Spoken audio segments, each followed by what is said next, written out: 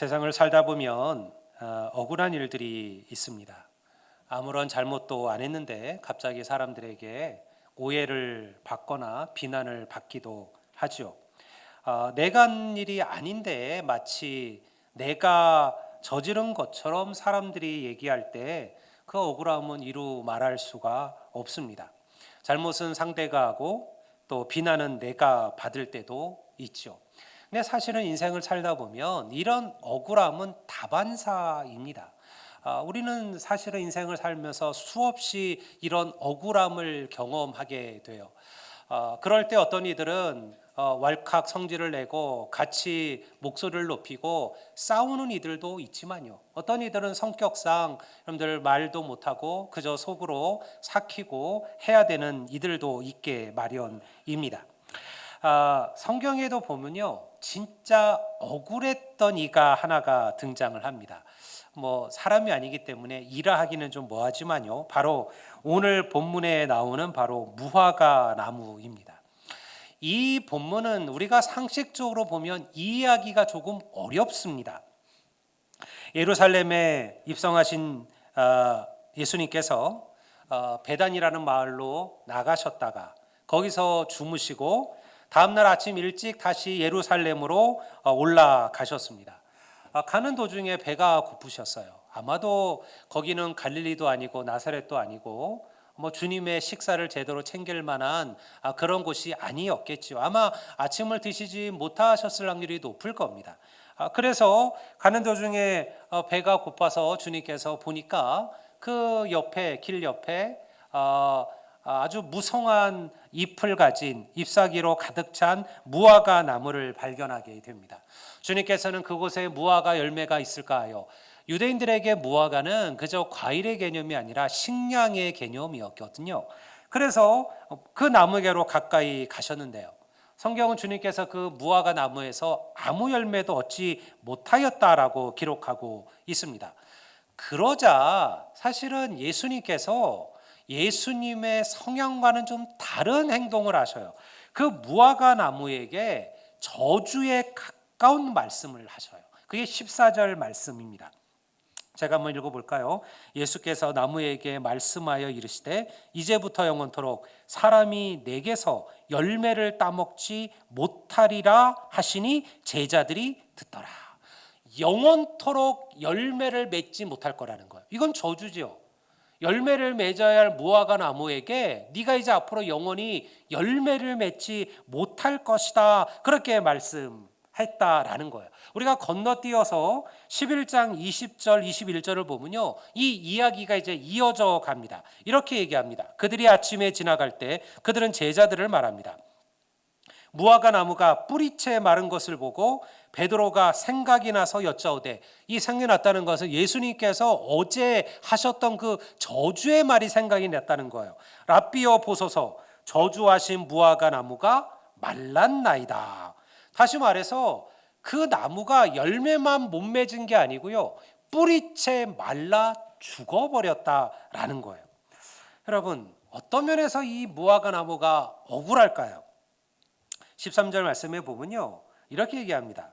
멀리서 잎사귀 있는 한 무화과 나무를 보시고 혹 그 나무에 무엇이 있을까 하여 가셨더니 가서 보신즉 잎사귀 외에 아무것도 없더라. 이는 무화과의 때가 아님이라. 열매가 없었던 이유가 나오죠. 왜 열매가 없었죠? 때가 아니라는 거예요. 억울합니까? 안 억울합니까? 억울하죠. 무화과 나무 입장에서는 아니 때가 돼서 나한테 열매를 구하시면 내가 얼마든지 열매를 맺는데 때도 아닌데 나한테 갑자기 열매가 없다고 나를 저주하셨으니 무화과 나무 입장에서는요, 이건 정말 억울한 일이에요. 아니 왜 예수님은, 그 상식적인 예수님께서 왜 이런 일을 베푸셨을까요?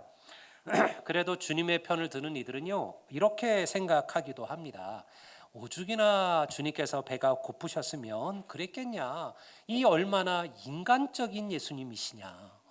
이 얼마나 인간적인 예수님이시냐. 어떤 이들은요, 예수님께서 때를 착각하셨다. 예수님께서 잘못 아셨다. 예수님께서 무화과 때를 잘못 착각하셨다라고 말하고요. 어떤 학자들은요, 예수님께서 무화과 나무를 책망하신 건 맞지만 이 나무가 뿌리째 말라 죽은 것은 후대의 어떠한 초대교회 각색이다. 예수님의 말씀이 그만큼 권위가 있고 권세가 있다라는 것을 보여주기 위해서 후대에 집어넣은 이야기다라고 그렇게 말하기도 합니다. 그렇지 않아요. 주님이 착각하신 것도 아니고요. 애꿎은 책망을 무화과 나무에 퍼부은 것도 아닙니다. 이 이야기 속에는요, 깊은 영적 훈계와 의미가 담겨져 있습니다.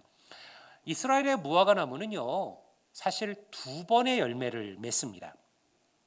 우리 봄철에 잎과 함께 맺히는 파게, 이 사진에 나오는 것처럼 우리 파게 혹은 타크시라고 불리는 작은 열매가 있어요. 맛은 떫고 상품성도 없죠. 당연히 맛이 떫고 상품성도 없으니까요. 그래서 이거는 상품으로 팔리는 게 아니에요. 그저 가난한 자들, 나그네들에게 허기를 달래주는 그러한 양식이 되곤 했습니다. 본 열매는 테나라고 불리는 가을이 되면, 여름에서 가을이 되면 열리는 그러한 열매입니다. 잘 익어서 우리가 보통 알고 있는 그런 무화과예요. 잘 익어서 달콤하며 그리고 우리가 즐기는 무화과 열매였죠. 당시 예수님께서 예루살렘에 들어간 때는요, 바로 6월절 때였습니다. 그때는 봄에 해당되는 때였죠. 그러니까 잎이 무성하였다라는 것은 예수님께서 뭘 기대했냐면 거기서 타크시를 기대했다는 거예요. 가을에 열리는 풍성한 무화과가 아니라 떫지만 맛은 별로 없지만 그러나 허기를 달래줄 수 있는 그 작은 타크시를 기대하고 가셨다라는 거예요. 근데 주님께서 거기서 그 열매를 찾지 못하신 겁니다. 왜 성경은 잎사귀가 있는 이란 말을 덧붙이고 있을까요? 여러분, 잎사귀가 무성하다는 것은 뭘 얘기하냐면 누구나 그 나무에서 바로 이 작은 열매 타크시를 기대할 수 있다라는 것을 말하는 거죠. 근데 그 무화과에는요, 아무것도 열리지 않았습니다. 그래서 주님께서 단호하게 이제부터 영원토록 사람이 내게서 열매를 얻지 못할 것이라 말씀하신 거예요. 여러분, 주님의 이 모든 이야기들에게는요, 교훈이 숨겨져 있습니다. 그 모든 이야기 속에는 제자들에게 가르치는 교훈이 있고 당시의 교회, 당시의 유대 백성들에게 주는 교훈이 있고요. 2000년이 지난 지금 오늘 우리에게 던지는 영적인 메시지들이 있어요. 이 이야기는 우리에게 무엇을 말하는 것일까요? 주님은요, 무화과 나무를 통해 유대 백성들의 열매 없는 신앙에 대하여 책망하고 계시는 거예요. 잎은 무성해요. 잎은 아주 무성하고 가지도 굵고 나무도 튼실해 보이지만요, 실제로는 아무런 열매도 없는 우리의 허황된 믿음을, 우리의 믿음들을, 신앙들을 이 무화과 나무를 통하여 예수님께서 책망하고 계시는 거죠. 그러니까요, 이 무화과 나무는 억울하지 않습니다. 주님께서 실수하신 것도 아닙니다. 이 주님의 이야기 속에 구속사적 의미가 숨겨져 있어요. 무화과 나무는 전통적으로 이스라엘 백성들을 상징합니다.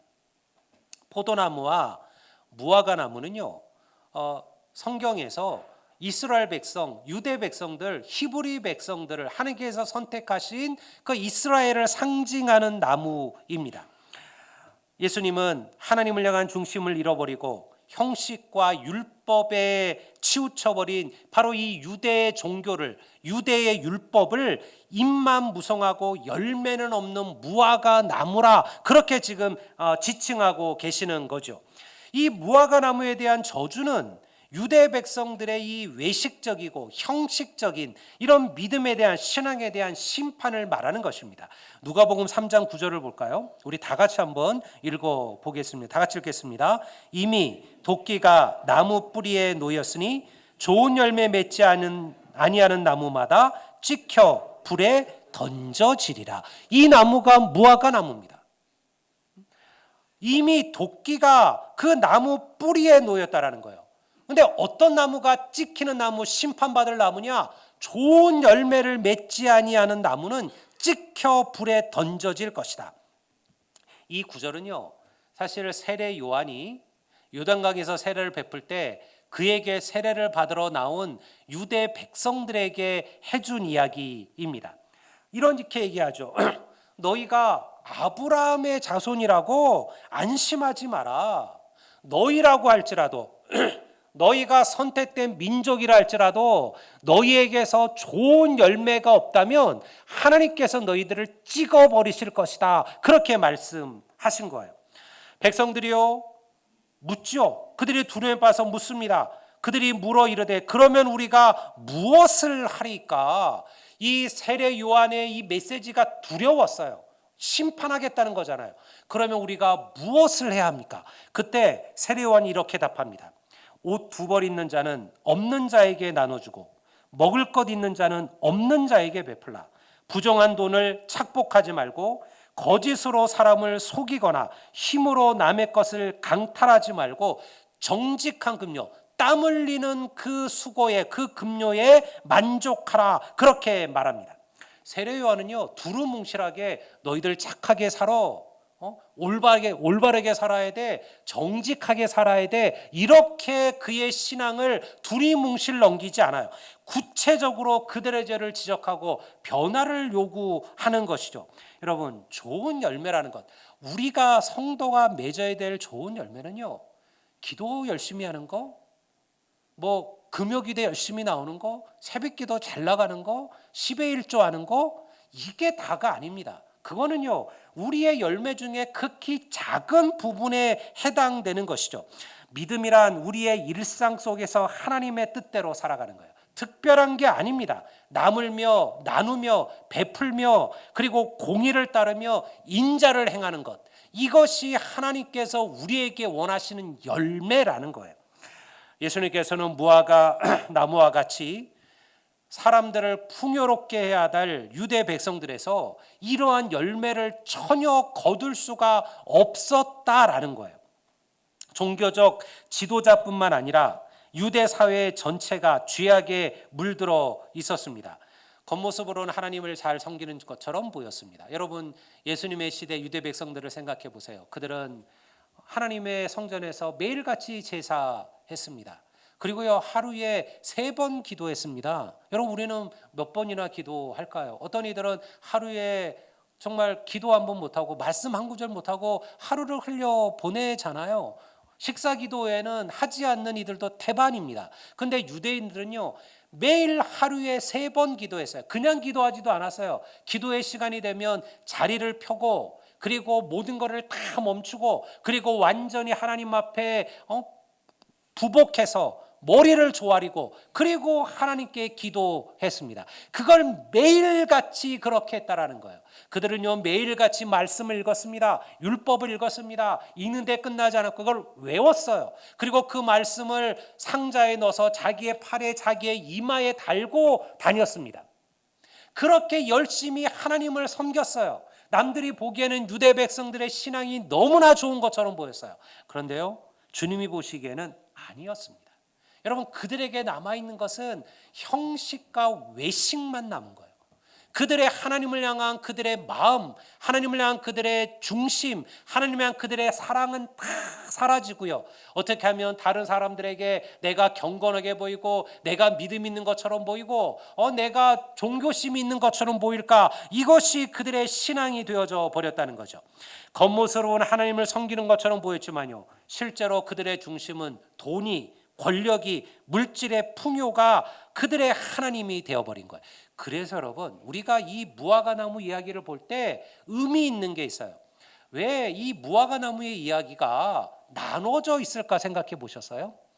주님께서 무화과 나무를 저주하시고 그리고 그 나무가 말라버렸다는 이야기가 둘이 붙어 있어야지 제대로 된 이야기잖아요. 근데 이 2개의 이야기가 나눠져 있고요. 그 중간에 전혀 다른 이야기 하나가 등장합니다. 그게 바로 예수님의 성전 정화 사건이에요.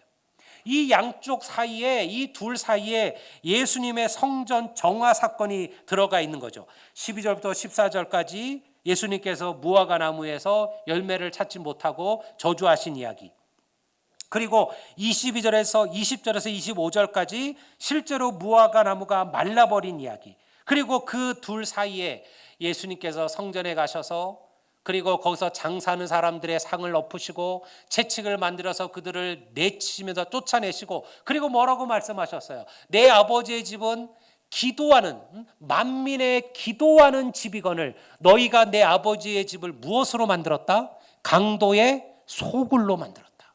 성전이잖아요. 그 성전을 향하여 주님께서는 이곳이 강도의 소굴이다 그렇게 말씀하고 계시는 거죠. 그러니까요, 이 이야기가 뭐예요? 무화과 나무에 대한 심판은 사실은 무화과 나무에 대한 심판이 아니에요. 열매를 잃어버리고 그리고 형식과 외식만 남은 예루살렘 성전과 그리고 제사장들과 그리고 유대 백성들, 그들을 향하여 하나님께서 지금 주님께서 심판을 선포하고 있는 거예요. 여러분, 오늘 우리의 믿음은 어떠할까요? 오늘 우리도 사실은 크게 다르지 않습니다. 예루살렘 성전은 당시 어마어마한 건축물이었습니다. 헤롯, 우리가 알고 있는 대헤롯, 예수님이 태어나실 때 예수님을 죽이려 했던 그 헤롯을 말하는 거죠. 이 헤롯은요, 사실은 유대인이 아니었어요. 그는 에돔 사람이었습니다. 이두메 사람이라고 성경은 기록하죠. 그런데 유대인의 왕이 됐어요. 로마의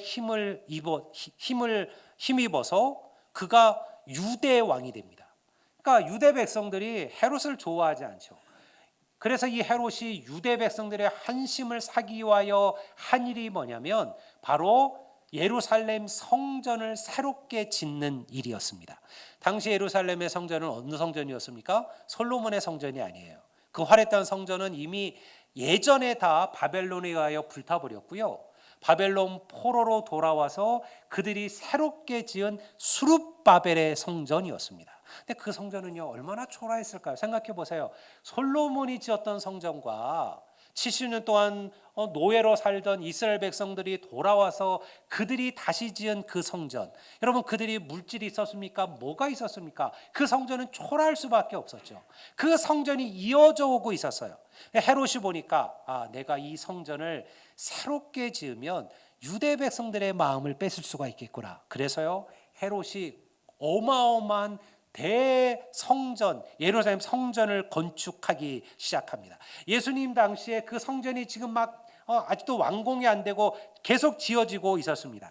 아름다운 거대한 흰돌과 대리석으로 찬란하게 빛나는 건물이었고요. 아름다운 성구들과 장식들로 찬란했던 성전이었습니다.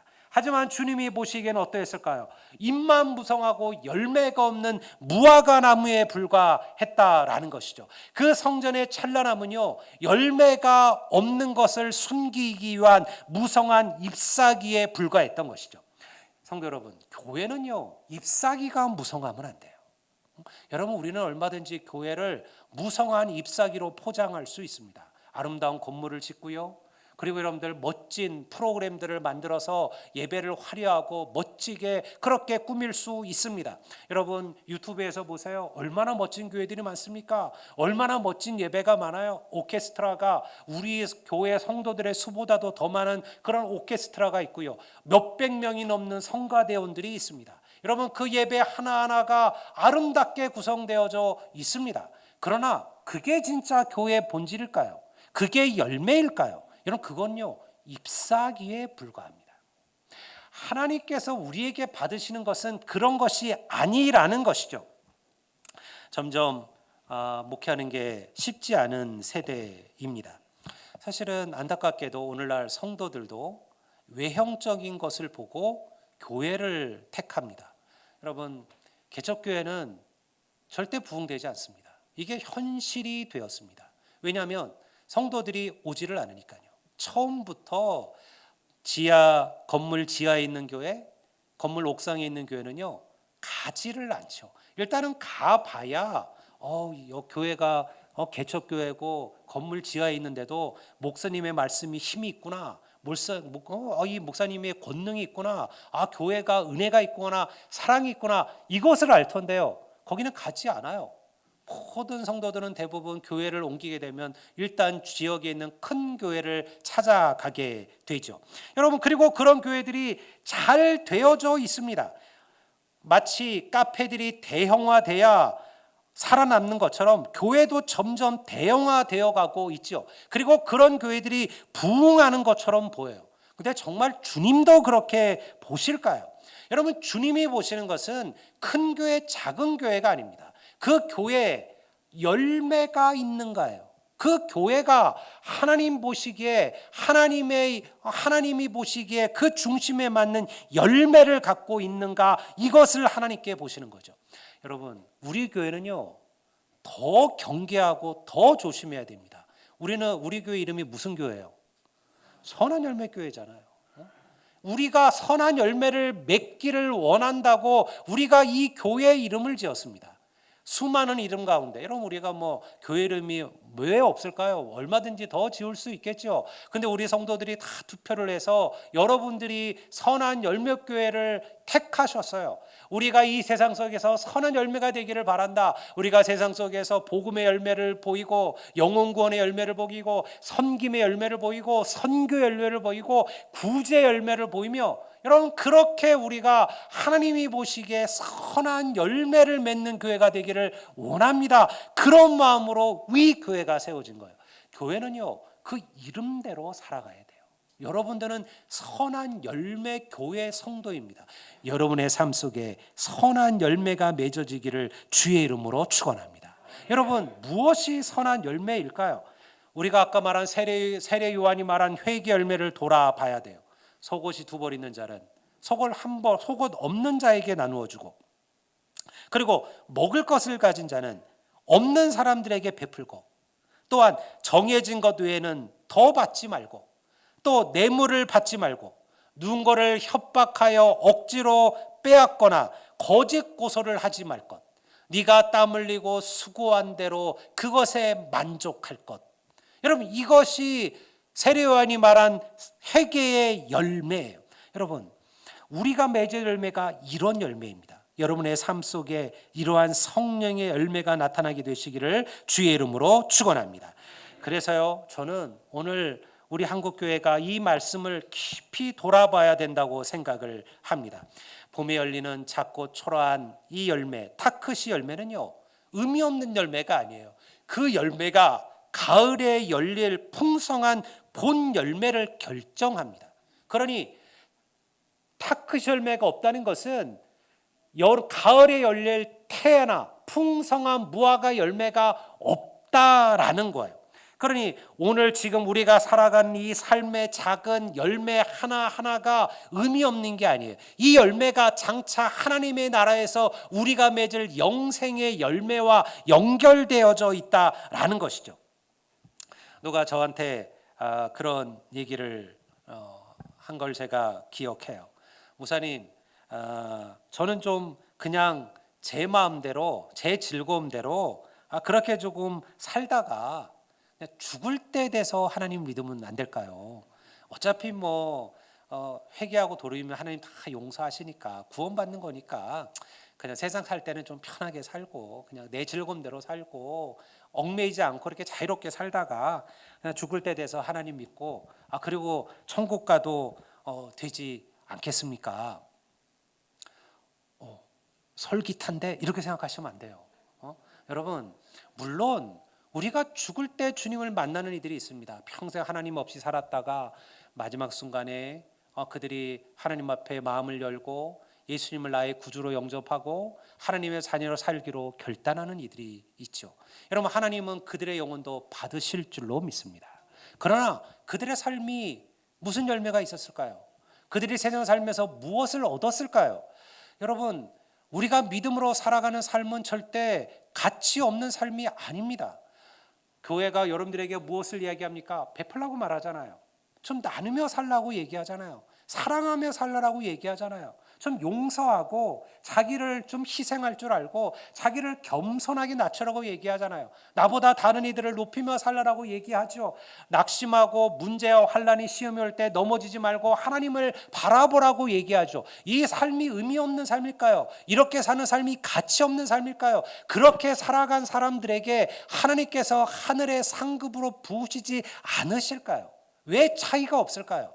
여러분, 오늘 지금 우리의 삶은요 초라하고 벌벚꽃 없는 탁끝이 갈 수 있을 겁니다. 하지만요, 이 삶을 통하여 하나님께서 언젠가 풍성한 또 다른 열매를 맺으실 줄로 믿습니다.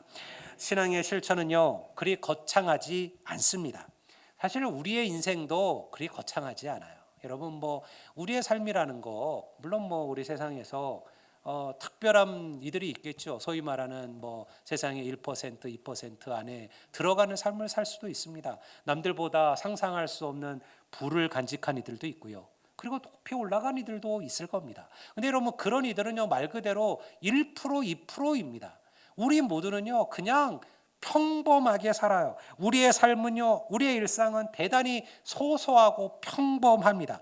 사실은 소소하고 평범을 넘어가 어떨 때는 쪼잔하고 사실은 째째하기도 해요.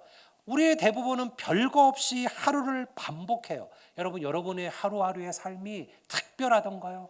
이 하루가 아주 특별하고 하루가 끝내고 나면 엄청난 보람이 느껴지고 내가 오늘 하루도 이렇게 의미 있게 살았구나. 아니요. 우리 하루는요, 그냥 아주 사소한 하루예요. 하루의 삶을 또 반복해요.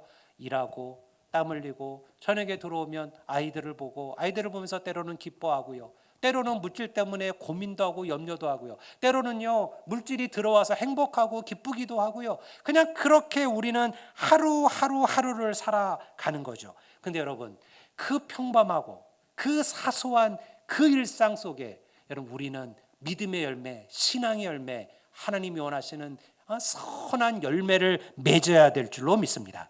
교회 이름으로 무슨 기독교 학교를 세우고 병원을 운영하고 기도원을 세우고 혹은 해외 선교센터를 건립하고 수많은 선교사들을 파송하는 것, 그것만이 교회 열매가 아니에요.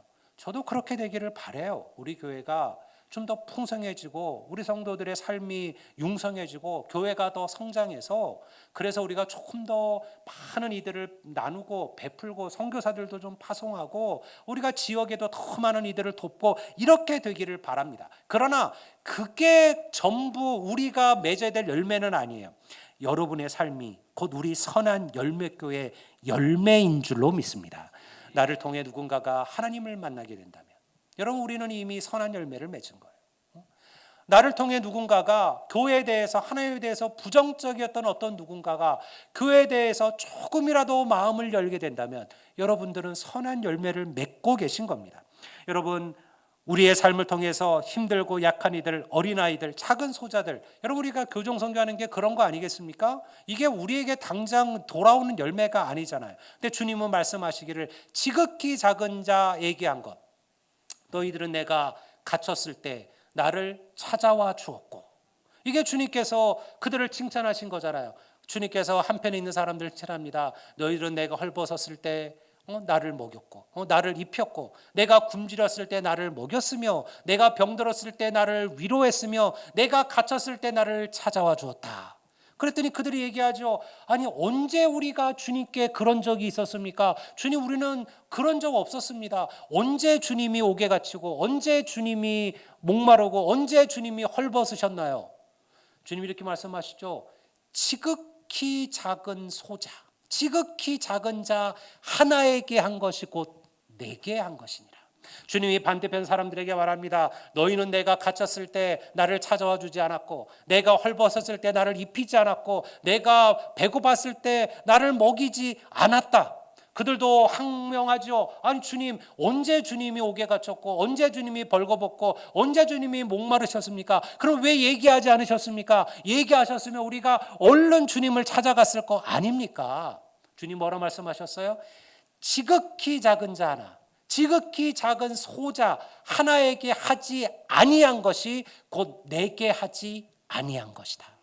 여러분, 그래서 우리는요, 부지불식간에 하나님의 천사를 만나게 될 줄로 믿습니다.